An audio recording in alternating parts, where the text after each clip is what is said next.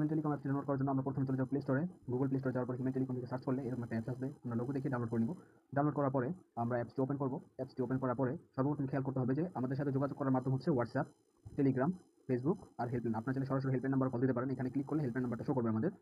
ঠিক আছে, এটা আমাদের হেল্পলাইন নাম্বার। চাইলে হেল্পলাইন নাম্বার সরাসরি যোগাযোগ করতে পারেন বা এই নাম্বার হোয়াটসঅ্যাপে নক করতে পারেন।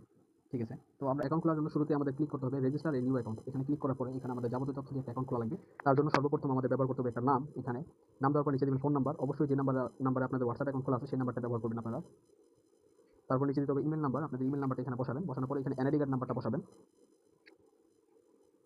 এনআইডি কার্ড নাম্বার ব্যবহার করার পরে এখানে দিবেন আপনাদের জন্ম তারিখ। আপনাদের জন্ম তারিখটা এনআইডি কার্ড নাম্বার অনুযায়ী বসাবেন এখানে।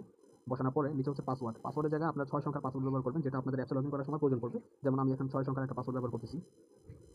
তারপর হচ্ছে পিন। এখানে 4 সংখ্যার একটা পিন সেটআপ করবেন, যেটা আপনাদের পরবর্তীতে মোবাইল রিচার্জের জন্য কাজে লাগবে। যেমন আমি একটা পিন সেট করলাম এখানে। তারপরে এখানে আপনাদের সিলেক্ট ডিভিশন এখানে ক্লিক করার পরে আপনাদের জেলাটা বিভাগটা সিলেক্ট করবেন এখানে। তারপরে যাবতীয় তথ্য অনুযায়ী আপনাদের সকল এইগুলো এখানে সেটআপ করবেন। আপনাদের জেলা, থানা, বিভাগ এগুলো সুন্দর মতো সিলেক্ট করবেন আপনারা।